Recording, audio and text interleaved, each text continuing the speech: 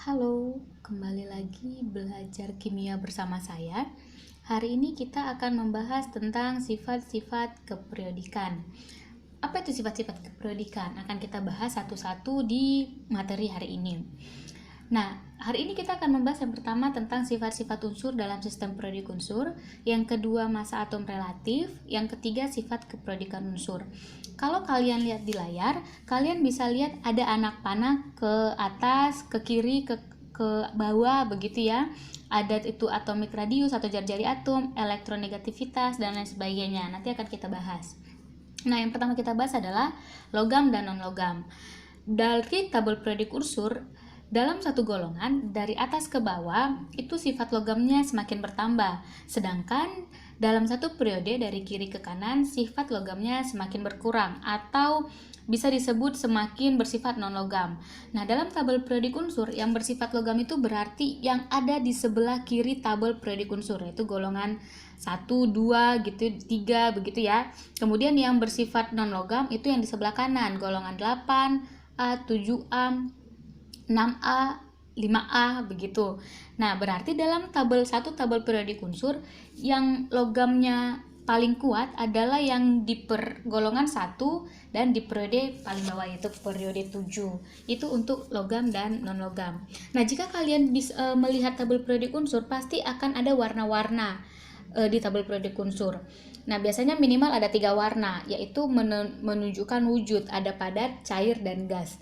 Untuk yang gas itu ada hidrogen, golongan semua unsur yang di golongan 8A, kemudian ada beberapa unsur di golongan 7A, 6A, dan 5A. Dan untuk unsur yang cair, sifat wujudnya cair itu adalah Hg dan Br, dan sisanya adalah solid atau padat. Nah, dalam tabel periodik unsur akan kalian lihat sifat-sifatnya begitu ya. Nah, untuk sifat golongan 1A yaitu bersifat logam, tadi sudah kita bahas, lunak dan dapat diiris, ringan, reaktif terhadap air. Dia akan semakin reaktif jika bertambahnya nomor atom, semakin besar nomor atomnya begitu ya. Nah, untuk golongan 2A bersifat logam juga, reaktif terhadap air. Namun dibandingkan dengan golongan 1A, yang lebih reaktif itu adalah golongan 1A. Kemudian golongan 7A. Golongan 7A itu bersifat non-logam, berupa molekul diatomik. Molekul diatomik itu contohnya Cl2 gitu ya. Ada duanya gitu, Cl2, kemudian F2, Br2 gitu, beracun, berwarna, reaktif terhadap golongan 1A. Sifat golongan 8A itu bersifat non-logam, berwujud gas monoatomik. Tadi di golongan 8A itu gas semua ya. Sukar bereaksi karena dia sudah stabil. Kemudian titik lele dan titik bekunya titik lele dan titik didinya sangat rendah. Nah, kita sekarang masuk ke massa atom relatif atau AR. Nah, di massa atom relatif ini sudah ada rumusnya, yaitu Mr unsur X atau AR unsur X sama dengan massa satu molekul X per 1/12 kali massa atom C12. Nah, ini biasanya sudah dikasih tahu sih masanya berapa di soal, dan kalian tinggal masukkan ke rumus. Nah, hanya saja diingat rumusnya apa gitu ya. Nah, ini sudah saya berikan juga contoh soalnya.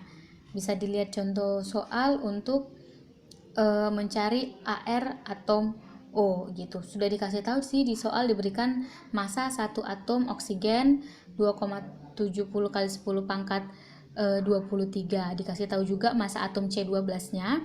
Nah, langsung dimasukkan ke rumusnya yang ada, lalu langsung dapat hasilnya. Itu untuk mencari massa atom relatif. Nah, kita sekarang akan bahas sifat keperiodikan unsur. Nah, sifat keperiodikan unsur itu ada 4. Yang pertama adalah jari-jari atom, kemudian energi ionisasi, kemudian ada afinitas elektron dan keelektronegatifan. Nah, sifat keperiodikan unsur itu adalah sifat-sifat yang berubah secara beraturan sesuai dengan kenaikan nomor atom unsur dari atas ke bawah atau dalam satu golongan atau dari kiri ke kanan dalam satu periodik. Jadi ada aturannya gitu. Nah, yang kita bahas pertama adalah jari-jari atom.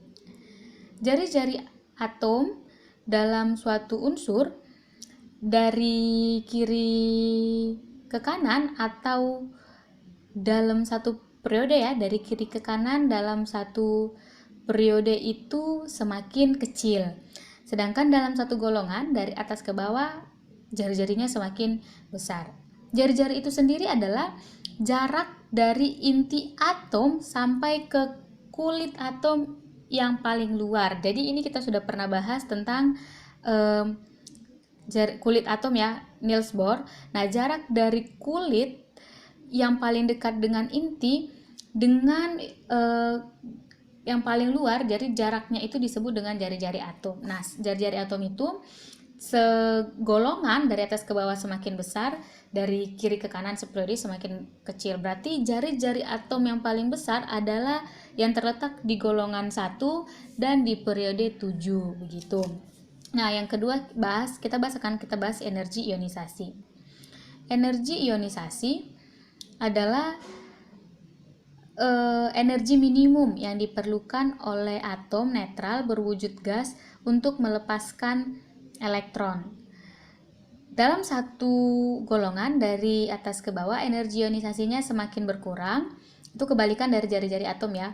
Sedangkan dari satu periode dari kiri ke kanan itu semakin bertambah. Berarti yang energi ionisasi besar itu yang di golongan non logam, yang semakin ke kanan begitu. Kemudian kita bahas tentang afinitas elektron. Nah, afinitas elektron ini sama seperti energi ionisasi tadi ya gitu. Jadi afinitas elektron ini adalah besarnya energi yang dibebaskan satu atom netral dalam wujud gas. Semakin besar energi yang dilepaskan satu atom, semakin mudah atom-atom tersebut menangkap elektron. Nah, dia sama seperti energi ionisasi. Dari atas ke bawah satu golongan semakin kecil, sementara dari kiri ke kanan satu periodenya semakin besar. Itu untuk afinitas elektron. Nah, kita masuk ke elektronegatifan. Nah, keelektronegatifan adalah kecenderungan suatu unsur menarik elektron sehingga bermuatan negatif. Dalam satu golongan dari atas ke bawah, keelektronegatifan semakin berkurang atau semakin kecil, sedangkan dari satu periode dari kiri ke kanan itu semakin bertambah. Nah, keelektronegatifan dalam tabel periodik unsur itu yang paling besar adalah terletak di golongan 7A periode kedua, yaitu unsur fluor. Jadi keelektronegatifan terbesar itu dimiliki oleh unsur fluor. Kemudian ini ada contoh soalnya. Kalau misalnya ada soal seperti ini dan ditanyakan adalah jari-jari atomnya, diberitahu nomor atom, maka ya kalian harus tentukan dulu letak golongannya, golongan dan periode. Baru kalian bisa mendapatkan siapa yang jari-jari atomnya paling besar. Itu sih untuk sifat kepredikan unsur. Semoga dapat dipahami. Terima kasih.